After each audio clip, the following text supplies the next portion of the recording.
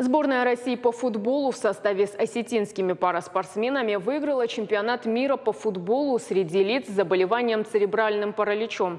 Накануне наши футболисты вернулись домой. Из Испании в аэропорту Беслана их встречали родные, друзья и болельщики. Наибольшее количество голов в составе сборной России забили капитан Алексей Борькин и Марат Елоев.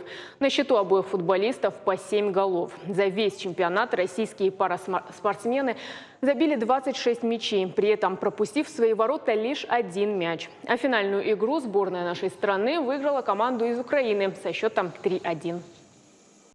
С сентября по вчерашний день мы очень сильно вкалывали. Каждый день сборы, каждый промежуток между сборами 5 дней бывал, не больше.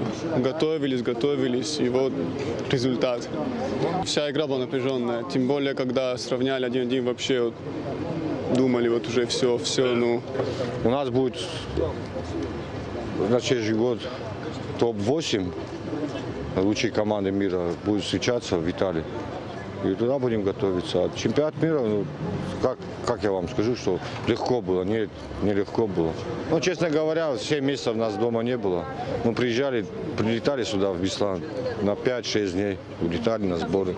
Большую работу провели.